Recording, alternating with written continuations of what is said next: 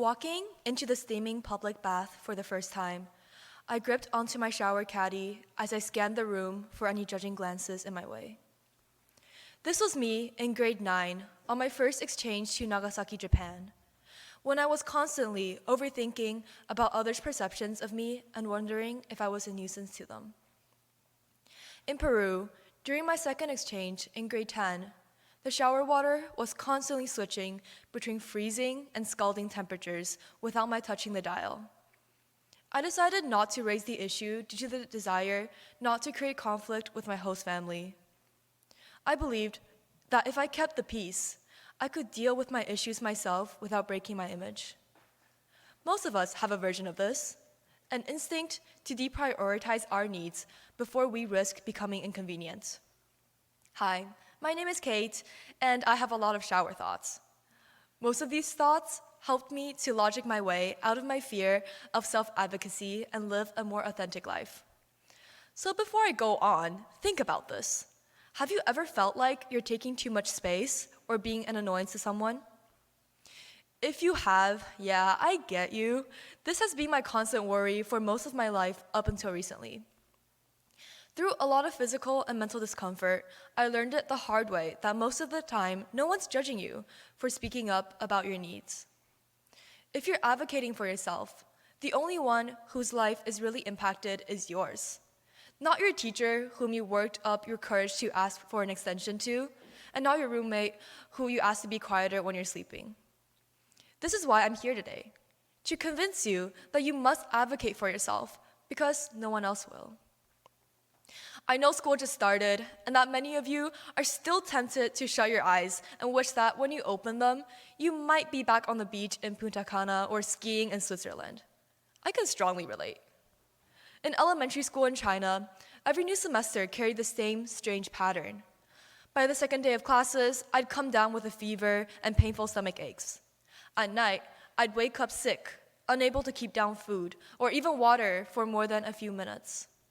Then, almost like clockwork, a week later, my stomach would settle, my fever would fade, and I'd return to school good as new. For years, I treated those episodes as random misfortune. I didn't truly spot the pattern until 2 years later, when I finally realized what was behind it. Change stressed me out. I'm sure many of us can relate. Maybe your hands are shivering with cold sweat every time before going on stage, or you get sudden stomach aches before tests. Each time life shifts, stress finds a physical form. Your body is advocating for itself when you don't know how to. When you don't speak up, ordinary anxiety turns into something heavier, both stress and real pain with physical manifestations.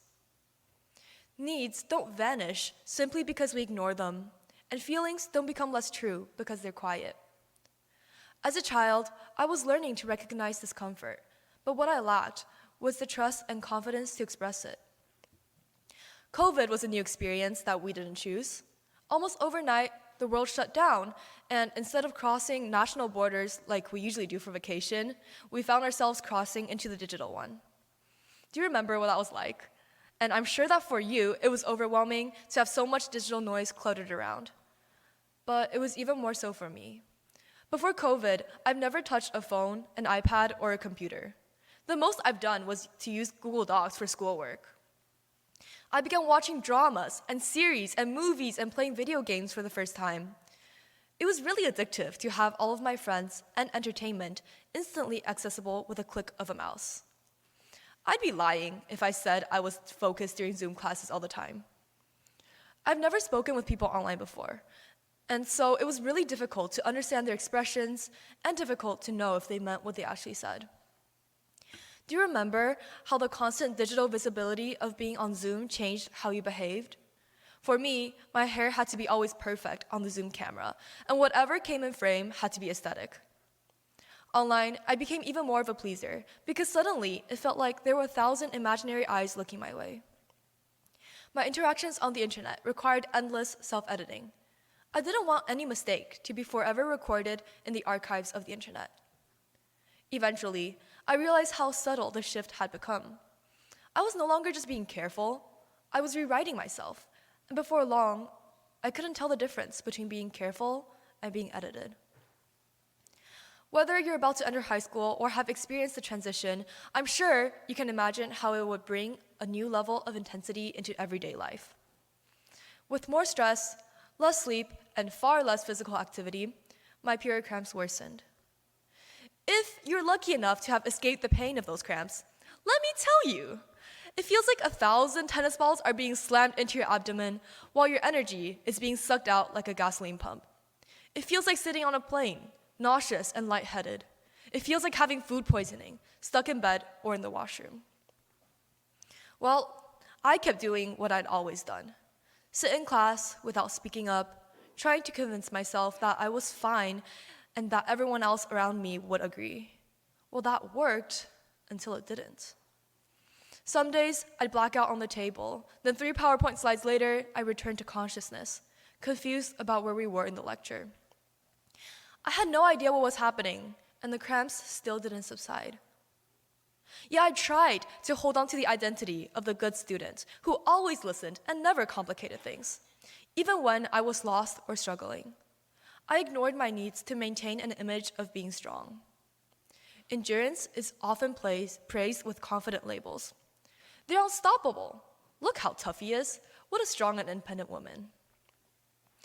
On the other hand, if you self-advocate, you risk quieter judgments like being seen as dramatic, difficult, or needy. And I didn't want to be seen as needy, so I repeatedly chose the path that protected my image, even if it had harmed me. I did this again, and again, and again, and again. Each time, hoping that patience alone might change the situation. But nothing changed. The pain stayed the same. The teacher never checked in with me, and I stayed silent. With that continued suffering, it finally dawned on me that only being aware of my feelings without expressing it had limits. Ignoring the ability to speak up doesn't make our problems disappear. It simply keeps our pain and needs invisible.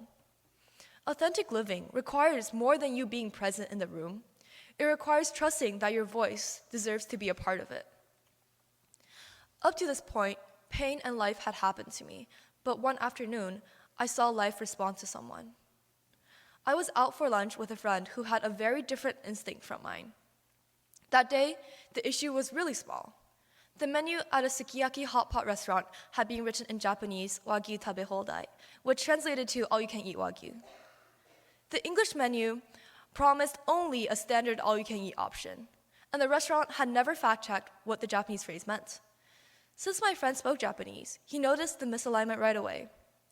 We had already paid, and I thought that it wasn't a big deal. My instinct was the same: minimize the problem, keep the peace, and just let it go. Think about it. If it were you, would you just forget it and enjoy the meal, or do something about it because you knew that you're not getting something that was promised? My friend saw it differently from me. He explained that there was never an issue too small to bring up, especially if it harmed you, and that speaking up could help the other person avoid future frustrations as well. In this case, the shop would avoid legal issues in the future. He approached the waiter calmly and clearly, showing the staff the wording and walking them through the misunderstanding. The waiter understood the conflict and immediately offered a simple compromise: a complimentary Wagyu dish and a free dessert as compensation. I was shocked to see that just by saying words, the situation could change. Not through physical action, not through dramatic confrontation, just words. Watching him taught me more about advocacy than any pattern of pain I had noticed before. Many of us assume that speaking up is synonymous with conflict. However, speaking up can be a form of care, both for yourself and for the other person. Your words are action. When you speak up, it creates understanding. Your honest communication invites people to help you. Endurance rarely solves misunderstandings, but prepared and respectful advocacy often does. I realized that my teachers wouldn't know I was hurting without speaking up. They'd think I didn't sleep well and needed a nap, or perhaps I thought the class was boring and that I was off task. Pretending to be strong wouldn't maintain your image as a good student. It'd only keep your needs invisible. When you speak up and be honest, you'll gain the other person's understanding, allowing them to meet your needs. For the first time, I saw what it meant to trust language as a tool instead of fearing it. and I decided it was finally time to try it myself. I'm sure that all the boarders can relate to the excitement, but also the agitation of entering boarding. For me, it introduced a new setting, but a familiar problem. My room was always too cold. In the summer, the air conditioning blew directly at my head, and in the winter, the heater never worked. I realized that it was my chance to finally try speaking up. I looked at my roommate.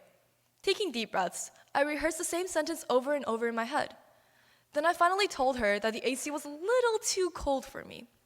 And immediately, my mind spiraled into imagined consequences. What if she thought the room was too hot? What if she loved the AC?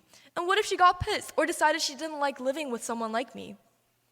What if she thought I was needy and annoying and that didn't happen? She was immediately understanding and extremely sweet, saying she wished that I had told her about it sooner. She told me that she agreed that it felt too cold sometimes and supported me when I wanted to talk to the boarding faculty about it. That moment carried more meaning than a change in temperature for me. It changed how I understood myself. Holding in all your annoyances will only give you more stress. And once the stress stacks up, it manifests physically in nausea, stomach aches, and cramps. You don't need to be someone who's endlessly pleasing. That's robotic and like ChatGPT. You don't need to plan all your moves before speaking.